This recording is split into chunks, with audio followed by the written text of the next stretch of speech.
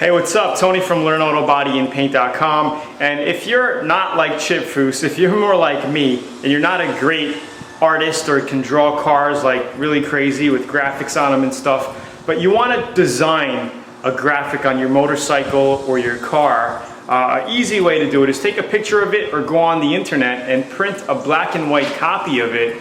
What I did with my bike here was I basically took a picture of my actual bike and printed it out in black and white to draw my own graphic on it. Pretty cool, just to get some ideas of what you want to do, how you want the bike to look. So this is kind of what I'm going to do.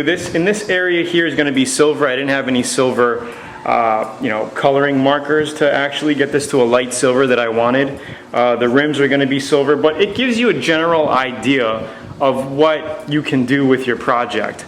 Right, so I'm doing the whole bike green, and we're gonna have some black graphics, and this is just paint graphics. If you want to get crazy, I was thinking of doing a whole flame job here, but I didn't want to put flames on it. I've done a ton of flames before, and I'm just kind of tired of flames. I just want to do something a little different and simple.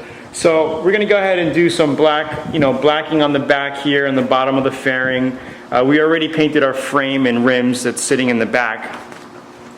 And this I may do like a silver graphic in here. I was thinking of turning this part black and making all of this black, but I like the green. I really wanted the green on this bike to stand out. And this, where the number decal is going to go, I'm going to make this silver. This is going to be a silver in this area. I'm just going to mask that up. This is going to be a silver. So let's just see how it comes out. All right, this is a pretty cool way to get an idea of what you want to do with your car. And if you don't like it, you can throw it out. I printed a few pages, just to give me some ideas of what I want to do. I drew some flames on it. I was thinking of doing some flames. This is another version. This was going to be black in here, silver with the green on top. And of course, when you're done with cars or bikes, you can buy a graphic kit set and put graphics decals on top of your paint to make it pop even more. So that's what I plan to do. I'm going to be getting some Yamaha stickers and dressing it up a little bit more.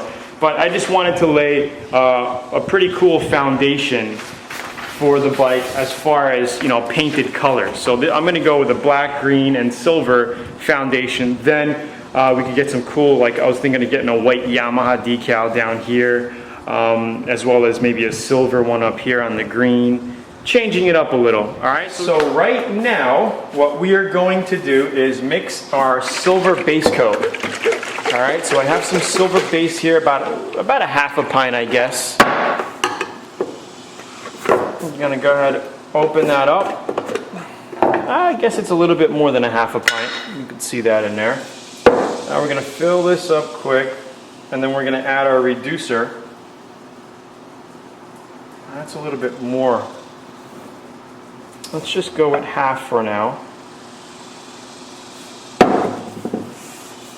That's about right. And then we'll add some reducer in it. Remember, it's a 1-to-1 mixture when you're doing base coat. Okay, so I'm going to fill this up to the neck. And we're going to mix that up. And this is going to be our base coat. I plan to give the whole bike a silver if I have enough. Hopefully I have enough. This way, when the green goes on top of it, the green will pop even more because you have a light silver base coat under it. Okay, so I am going to lay silver graphics. So this is also the foundation of the silver graphic, as well as making our base coat pop that goes on top of this. Okay, so remember, base coat is a 1-to-1 mixture, 50-50 mixture, whatever you want to call it. It's basically a 1-to-1. And let's do a test here. It looks like it's a little too thin.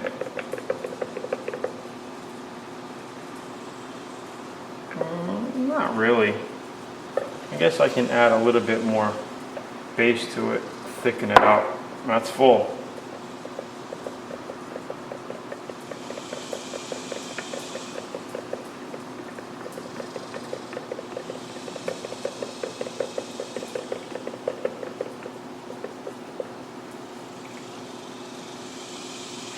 Cool. All right, and you want to make sure when you have your gun, okay, to make sure you have a filter in here. Okay, we're also going to filter it, but make sure you have your little neck filter in your gun. All right, so I'm going to put that in. Lock this up quick.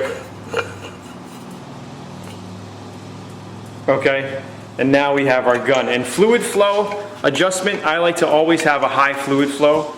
So what I'll do is, this is my fluid flow. So if I tighten it all the way, my trigger's not going to go down, right? So watch, I'm going to hold the trigger down, and I'm going to go ahead and release this, and you're going to see little by little that my trigger's going down, all right? And when I go all the way, you know, that's all the way. So what I do is go back off all the way, hold my trigger down and tighten it up until I feel it touch. Okay, it's about there. And then turn in just a little bit, and that's it. Fan, I'll show you how to adjust the fan once we put some paint in here and start painting. You always want to make sure you also filter your paints before putting it in the gun.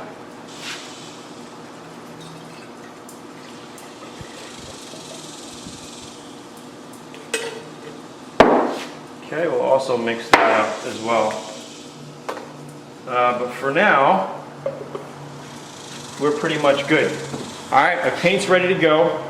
We're going to go ahead and tack all of our pieces down now. All right, so you always want to open up a brand new tack rag all the way open. All right, this is how you're going to get the most out of it. Open it all the way like I'm doing here, and then fold it up into a little quarter or an eighth size. Just like that. And then when you tack your panels down, don't rub hard. You just want to coat the surface. Go over the surface with it lightly, okay? Just how I'm doing right here, lightly. You don't want to push hard because the glue is going to come off and you're going to get a little bit of the glue on your panel. You don't want that. All right, you're going to notice that your hands feel a little bit sticky too when you're done. So you're going to have to clean your hands off with a little reducer or lacquer thinner when you're done, or just use gloves. But your gloves are going to get sticky and you're going to have to throw them out or clean them as well. So that's it.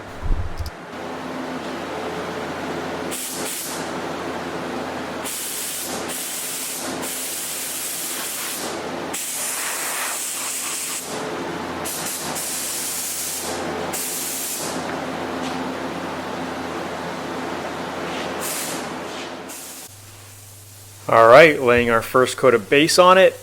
And you could do your edges first, but I like to do my edges at the end.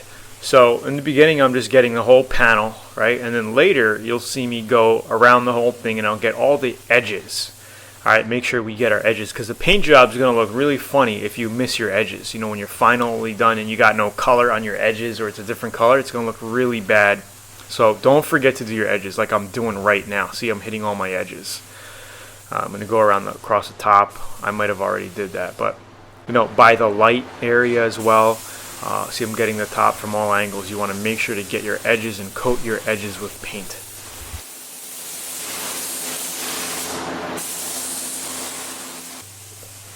Alright, so if you see the white areas on the panel here, that means we just sanded through to the white paint through the primer. Alright, not a big deal. When you're doing your coats, you want to make sure that you just cover it up.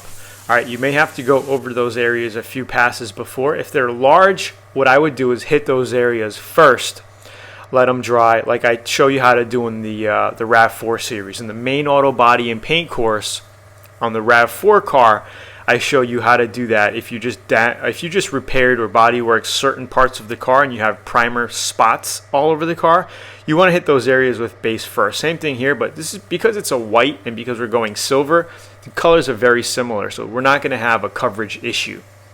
Same thing for the tank here. You can see that we went through a little bit and we're hitting the white, okay, the white paint.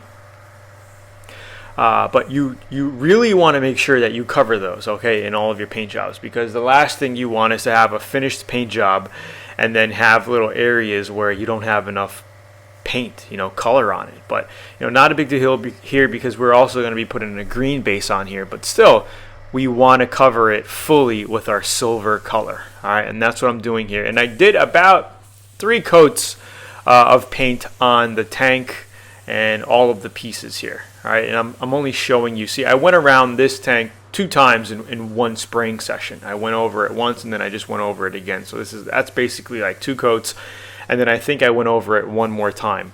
Finally, I used up all my silver base coat. All right, same thing here, and then at the end you'll see that I'll spray the edges. Then after this, we're going to go ahead and clean our gun, then mask our two-tone graphic up, because we're going to have some silver parts on this stuff, right? So we're going to go ahead, mask our two-tone graphics up, and then get ready for our green base coat in the next video.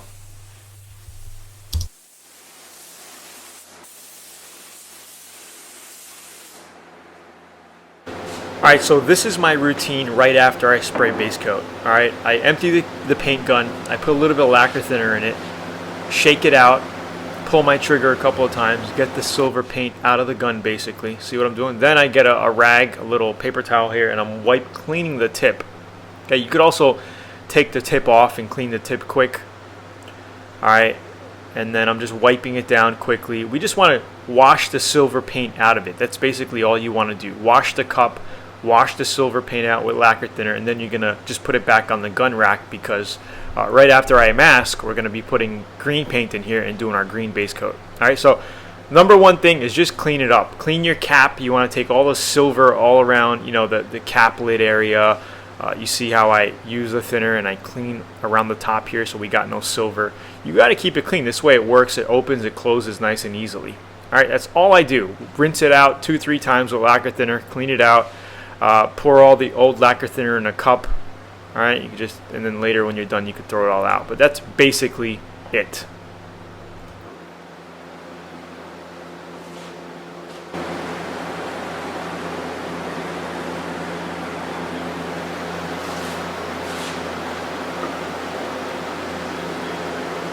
So a lot of the questions that I get is, after my base coat, how long do I have to wait before I start masking for graphics?